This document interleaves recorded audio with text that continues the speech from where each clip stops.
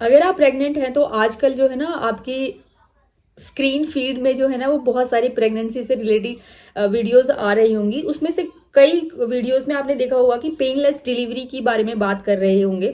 तो मैं आज आपके साथ शेयर करने वाली हूँ मेरी पेनलेस डिलीवरी की का एक्सपीरियंस। और जो है मैं कुछ मेन जो पॉइंट्स हैं वो बताऊंगी, क्योंकि उसकी बहुत डिटेल में अगर वीडियो बनाऊंगी तो वीडियो बहुत लंबी हो जाएगी। मेरा एक्सपीरियंस कैसा रहा था पेनलेस डिलीवरी के बारे में, जिसको हम एपीड्यूरल बोलते हैं, के फायदे क्या हैं, कब लेना चाहिए, कैसे ले सकते हैं, या जो है वो कहाँ से मिलेगा हमें, या फिर जो है उसके साइड इफेक्ट क्या हैं, उसके बारे में मैं बात करने वाली। अगर चैनल पे नए हैं तो चैनल को सब्सक्राइब कर लें और अपने फ्रेंड्स के साथ शेयर करें। जब हम पेनलेस डिलीवरी की बात करते हैं तो हमारे दिमाग में बहुत सारे क्वेश्चंस आते हैं कि पेनलेस क्या होता है, मतलब डिलीवरी होगी तो ऑब्वियस सी बात है कि पेन तो होगा। तो देखिए ऐसा होता है कि जैसे अगर मान लीजिए कि आपका पेन जो है वो 10 का स्केल में अगर चल रहा है, तो एक इंजेक्शन ऐसा लगाया जाता है आपको कि उसमें जो है ना आपका जो पेन जो होता है वो 9 तक कम हो जाता है। कई बार तो 10 तक पूरा का पूरा ही कम हो जाता है। वो आपके जो है ना सिचुएशन पे डिपेंड करता है कि आपकी डॉक्टर जो है वो आपकी सिचुएशन देख के आपको कितनी हाई डोज में दे रही है, तो वो डिपेंड करता है।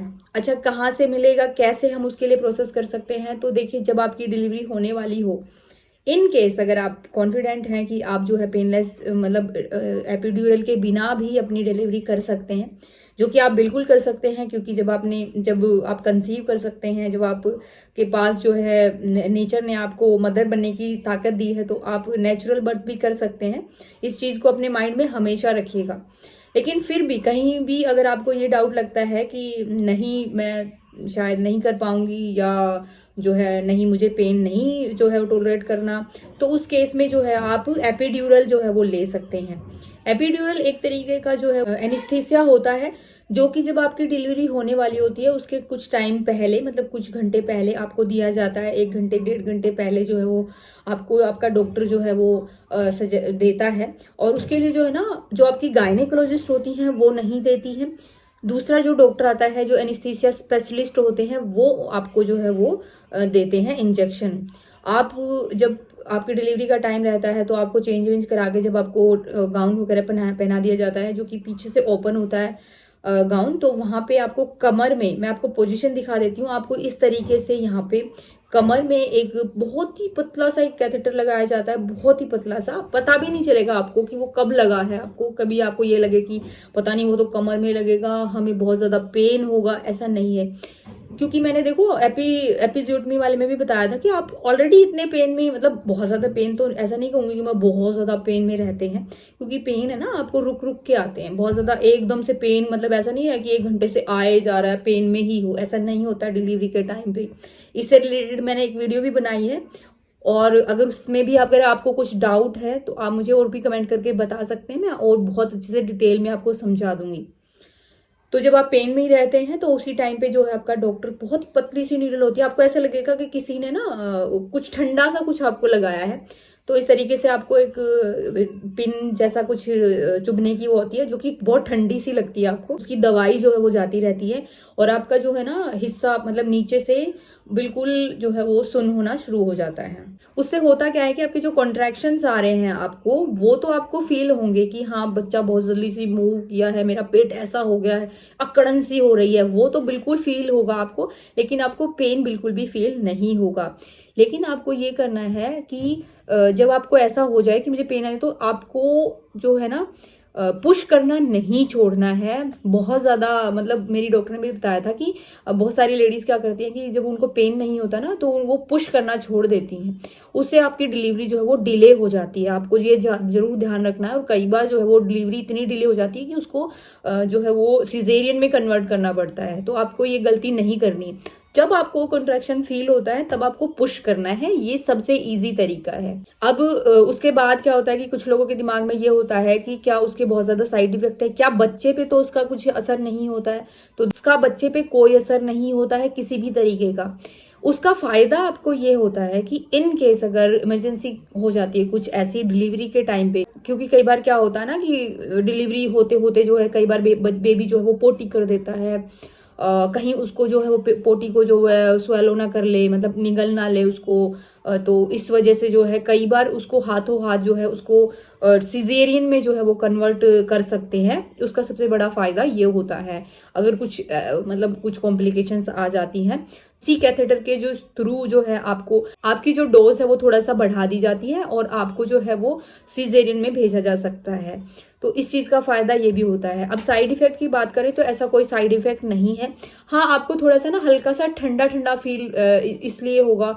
और अगर आपकी डिलीवरी अगर समर में है तो कोई प्रॉब्लम नहीं है। अगर आपकी विंटर में है, जैसे कि मेरी 4 जनवरी को हुई थी, तो मुझे थोड़ा ठंडक का सा वो हुआ था। और मुझे ना डिलीवरी के बाद तुरंत बाद मुझे बहुत ज्यादा, क्योंकि देखो जब डिलीवरी हो रही होती है ना तब तो आपका जो शरीर होता है वो बहुत ज्यादा गर्म होता है, क्योंकि आप पेन में भी होते हैं, आप पुश भी कर रहे होते हैं, मतलब इतनी अच्छी खासी आपकी वो हो रही होती है, तो आपकी शरीर जो होता है वो बहुत ज्यादा हीट अप हो चुका होता है। लेकिन जब जैसे डिलीवरी हो जाता है सब नॉर्मल हो जाता है एकदम से। तो मुझे थोड़ी ना बहुत ज्यादा ठंड लगने लग गई थी, तो मैंने डॉक्टर से पूछा था कि ऐसा क्यों हो रहा है, और मुझे बहुत ज्यादा ठंड लगी थी। एक तो मतलब जनवरी में आप सोच सकते हैं, और एकदम से जब टेम्परेचर डाउन होता है ना आपकी बॉडी का एकदम हाई होता है और एकदम से सब कुछ नॉर्मल हो जाता है, बिल्कुल नॉर्मल से भी नीचे हो जाता है मैं कहूंगी आपको। तो और ऊपर से जो है पैर एकदम सुन्न हो जाते हैं आपके दवाई से। तो आप जो है ना आपको बहुत ज्यादा ठंड का महसूस हो सकता है, सिर्फ ये विंटर में ही ऐसा कुछ लगता है। तो और वो ज्यादा नहीं रहता है, आधे पौने घंटे में आपको वो ठीक हो जाता है, इसमें कुछ ऐसा कुछ नहीं होता है। और उसके बाद कुछ लोग पूछते हैं कि क्या इससे जो है वो कमर में ऐसा दर्द होता है। तो देखिए कमर में मतलब डिलीवरी के बाद में, तो देखिए डिलीवरी के बाद में हर लेडीज के जो कमर में है ना वो पेन होता है, क्योंकि डिलीवरी के टाइम पे आपका जो वेट होता है आगे की तरफ से यूट्रस का वो जो होता है वो बहुत ज्यादा बढ़ जाता है, जिससे आपकी जो बैक होती है ना उस पर असर पड़ता है। इस वजह से वो धीरे धीरे वो पेन जो है वो बढ़ता रहता है। कुछ टाइम बाद में वो ठीक भी हो जाता है। और तो डिलीवरी के बाद अगर आपको पेन हो रहा है और आपने एपिड्यूरल लिया है तो आप ये मत सोचिए कि एपिड्यूरल से जो है आपको पेन हो रहा है, ऐसा नहीं होता है। डिलीवरी के बाद बहुत नॉर्मल सी चीज अगर आपको बैक एक हो रहा है तो आप उसको अपनी पोजीशन, मतलब बैठने की पोजीशन है या योगा से एक्सरसाइज है उनसे ठीक कर सकते हैं। मेरा जो डिलीवरी टाइम था वो 8 बज के 13 मिनट था, 8 बज के 13 मिनट था। और मेरा जो एपिड्यूरल का जो इंजेक्शन लगा था वो मुझे करीब 7:30 या पौने 8 के करीब लगा था। तो उसमें मेरी जो है एक घंटे के अंदर ही जो वो डिलीवरी हो गई थी। तो मेरा पेन वैसे ही इतना हाई हो चुका था, मतलब मेरा जो सर्विक्स का जो मुंह था वो वैसे ही इतना खुल चुका था। तो डॉक्टर ने कहा था कि अगर तुम नहीं भी लगवाती ना तो डिलीवरी आराम से हो जाती, लेकिन तुमने फिर भी अगर कहा कि हाँ तो हमने लगा दिया। तो आपको करना क्या है कि आपके डॉक्टर को ना आपको पहले बोल के रखना पड़ेगा, हमें जो है वो एपिड्यूरल चाहिए। बिल्कुल क्लियर आप जो है ना आपकी जब डिलीवरी होने वाली होती है तो आपको ये चीज ध्यान रखनी है। आप अपने डॉक्टर से जो है वो कंसल्ट करके रखें, पहले ही बता के रखें, ताकि उनके दिमाग में रहे। और वो जो एनेस्थीसिया स्पेशलिस्ट होते हैं उनको जो है वो मतलब बता के रखें कि हाँ हमारे यहाँ पे एक मोम टू भी हैं जिनको की एपिड्यूरल चाहिए। तो ये थी कुछ बातें एपिड्यूरल के बारे में। अगर इससे रिलेटेड अगर आपके कोई भी क्वेश्चन होंगे तो आप कमेंट बॉक्स में कर सकते हैं। प्रेगनेंसी से रिलेटेड या मदर केयर से रिलेटेड बहुत सारी वीडियोस जो मैं पहले भी अपलोड किए हैं तो आप उनको भी देख सकते हैं। इंस्टाग्राम पे हमें फॉलो कर सकते हैं, कुछ भी अगर आपकी क्यूरी है तो आप वहाँ पे इंस्टाग्राम पे फॉलो करके डीएम कर सकते हैं। तो मिलते हैं नेक्स्ट वीडियो में, तब तक अपना और अपने बेबी का ख्याल रखिए। Stay healthy and bye bye.